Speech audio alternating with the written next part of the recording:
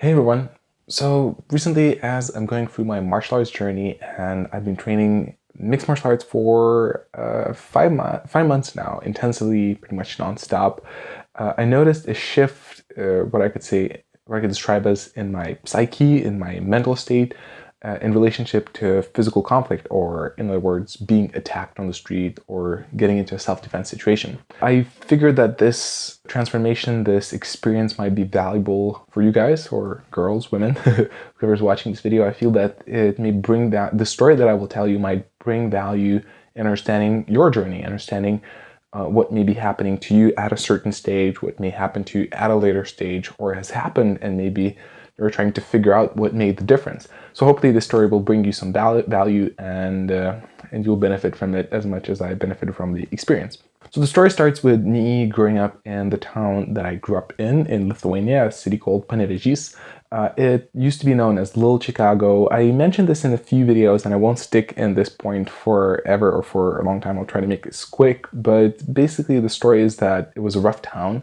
There was a lot of crime, a lot of young gangs, and because I was a peaceful kid, dressing in a non-formal way with a group of other kids, the more rough kids were pretty much hunting us, literally hunting us down and beating the crap out of us. And I was lucky enough to avoid conflict a lot of times, but I saw my friends being beaten, and I had to defend myself on a number of occasions. And knowing that I might be attacked, and knowing how violence looks like and feels like, was a very constant experience. And I have to be honest, that kind of scarred my mental state. That left a certain, I could describe it as a scar, or it left a significant impact in me, that I would always feel a sense of danger. I would always feel a sense of fear that I may be attacked, that I am in danger, and that this is actually not a nice situation to be in, and I don't want to be in this situation. The fear just grew for years, and the more I would witness my friends being attacked, and the more I threatened myself, I would feel the fear was growing, and it would become more and more paralyzing. The more times I was attacked or my friends were attacked, the more fear I would feel, and the less capable I would feel of doing something. And sometimes I was able to talk my way out of it, help my friends by just negotiating with the attackers and making them change their minds. But that fear was a significant fear. I had fear going outside to the streets because I knew I might be attacked. If I would see a pack of guys, the fear would really be significant. It would really raise up. And even if I wasn't attacked, that was like a hell of an experience. So fear was a quite well-known state for me. And interesting enough, I was already training Aikido, and I was trying to use my Aikido to deal with that fear. I was even meditating, but it didn't really help. Actually, now that I look at it, it might have, as crazy as it sounds, it might have made it worse, because Aikido, the way I was taught by my initial instructor, first instructor, he would present Aikido as a certain solution to a certain problem. Like if the guy attacks you, grabs you like this, then you do that. If he grabs you like this, you do that. And I felt dependent on techniques, and I felt like I need to know a technique for every occasion. And if I would be posed with danger, with there was an actual situation where 5 guys surrounded me and asked me for my mobile phone, that was the thing that the day, I was freaking out, because I was like, okay, so what technique will I do? What if they attack like this? What if they attack like that? And eventually I just punched the guy in the head, got pepper sprayed, and ran away without seeing where I'm running.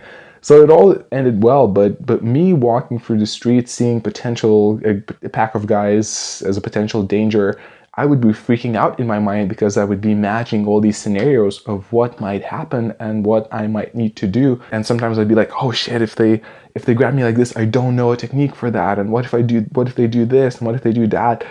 It was like a hell of a state in my mind, which was not a pleasant experience, and it was limiting my life. It was definitely making me suffer on some level. Now, a lot of people would say, and a lot of my critics who do not like me, do not like my message, do not like my questioning, they blame me, and they tell me it's the practitioner, it's not the art, that it's my fault. You could say like, oh, this guy, he's not a fighter, he doesn't have the fighter spirit in him, he's a pussy, he's afraid of stuff. And sometimes I would think that myself. In the past, I would think as well that it's my problem. I'm broken. I shouldn't be afraid. I should trust my Aikido. I should trust my instructor who says it works. And I should just go on and have no fear. But it was not my experience. It was not the case. I trained like hell. I trained 4 to 6 times per week. I really pushed my friends to attack harder, punch harder. I made my techniques rougher. Then I transitioned to another instructor. I mean, I lived as Nuchideshi. I lived in Aikido school with a high-ranking sensei who trained me more spontaneous, more free-form style of Aikido. And I trained there for 3 years. I trained like 3 times per day for like almost 7 days per week. So I trained like crazy. So it's hard to say that, as a practitioner, I wasn't slacking. I was really doing my best, but still that confidence didn't really develop. And interesting enough, even when I was an instructor, so I was a second degree Aikido black belt, I was running my own school for years. I had loads of students. It was a successful dojo. One time, I remember this night very well, I was walking late out in the street with my friends, and it was like a Friday night, so a lot of drunk people around. Lithuania. This guy, kind of an infamous guy, drunk guy, who would go and pick up fights in the street all the time, wearing no shirt. He came to us, and I knew straight away, okay, this may be danger. He started bugging us, and straight away, all my friends, it was a group of friends, guys and girls, they looked at me expecting me to do something. Like if they were attacked, they knew I'm a second degree Aikido black belt, so they expected me to be Steven Seagal and to kick his ass. But honestly, let's make this a confession. I could tell you, my mind was freaking out. I was back in that state of, shoot, I do not know what I will do in this situation. I do not know how to act. What if he does this? What if he does that? There was a lot of the unknown. And now I understand that mostly what we're afraid of, what causes fear, is the unknown, not knowing what's going to happen. And my Aikido training, I was training back then, was like 12 years of training, hardcore training all the time. It did not give me confidence. It did not give me a sense of knowledge of what I would do. I would have ideas, but none of them made me feel comfortable. I always deep inside, I felt that I knew this would not work. I felt that there's something off, that my training is not enough. And sometimes I would deny it. Sometimes I would admit it, but that was definitely my internal feeling. And in that situation, I was caught up in fear, and I would act if he would have attacked, I would do something. But there was a lot of kind of sense of being paralyzed by fear in that situation by me. And luckily enough, the guy didn't engage. The guy didn't do anything. Eventually we walked away.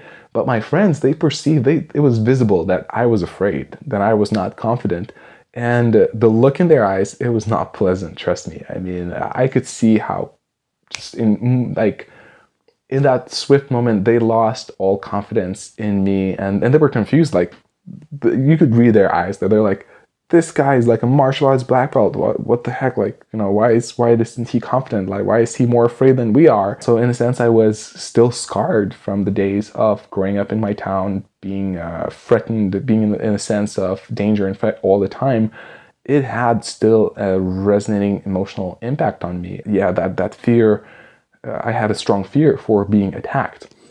Now, eventually, when I started admitting that Aikido does not work, especially the Aikido that I learned, that my doubts are justified, that it's not just me who's failing in Aikido, that Aikido is not a strong methodology of martial art for self-defense, and I started digging into what self-defense specifically is, and eventually I came to the system of Tony Blauer's spear, which is famous, world famous system, and really high level, like really well developed system of self-defense, psychological, theoretical, and physical, really developed in a smart way. And that's when I realized self-defense is not just fancy moves, that actually self-defense is all about knowing how to avoid danger, how to spot danger early, how to read the body language of the attacker, how to hold hands in front so you could respond, how to use objects around you, the environment, and how to choose safety, how to never engage without a good reason in a self-defense situation. So all this theory, which was never taught to me in Aikido. So I realized that Aikido and martial arts in general, claiming that they are self-defense, that's just a small, like the physical part that they're teaching is just a small part of that world. And so my mind was blown. I realized, whoa, I thought I'm learning and teaching self-defense for years, and turns out I didn't even really understood specifically what self-defense is. And Tony Blauer's spear definitely taught me that. So I went to their instructor's course, like an intensive weekend. There was a lot of training, a lot of theory there, a lot of prep before that.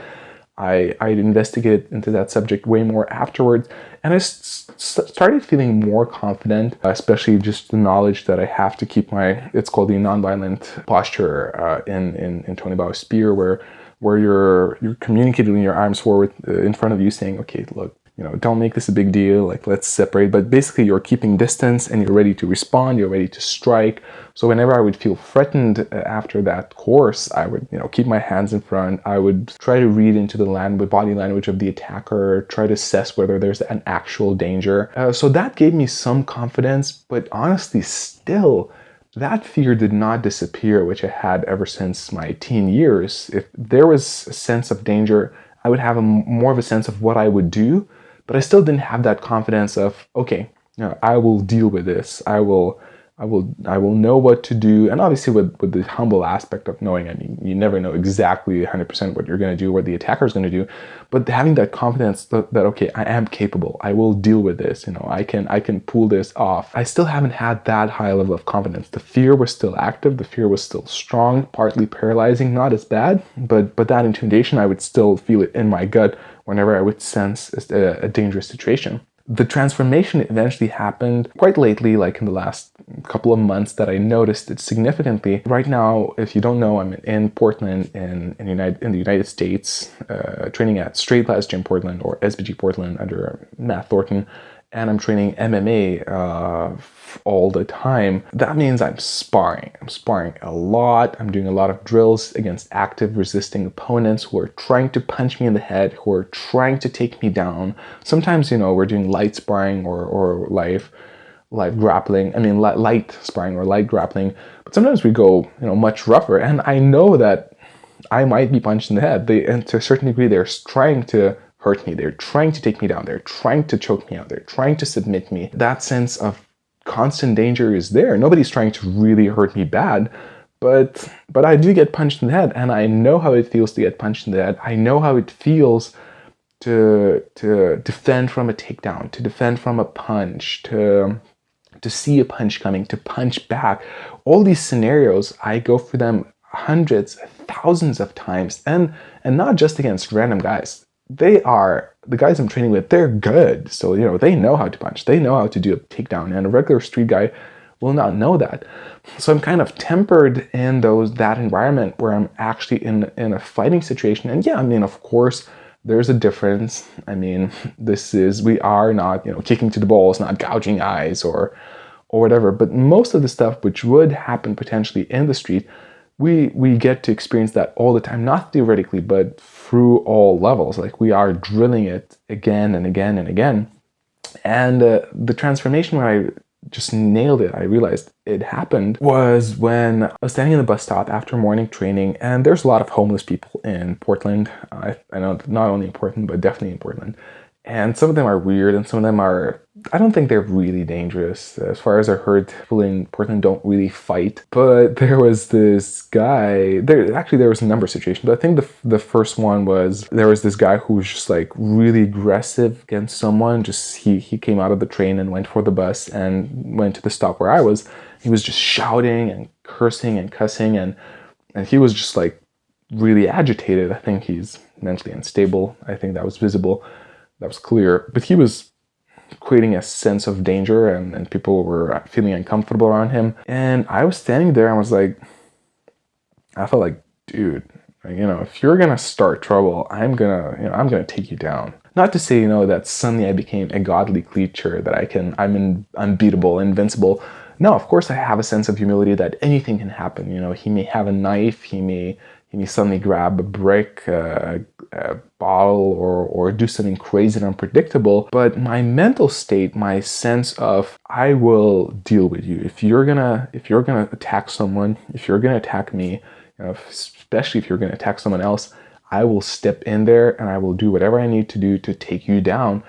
And I will know what to do. I have the confidence and sense that I will know what to do. My body will know what to do. You won't surprise me to some incredible degree, and I don't need to know exactly what technique to do if you do this or I don't need to know all this theory, that it's in me. You know, guys are trying to take me again, trying to take me down and punch me all the time. So if he's going to do that again as well, I will do something. I will respond, and I will respond in an efficient way. That sense was clear and sensible in me. And that was just like, suddenly I realized that. And I was like, whoa, you know, that's new.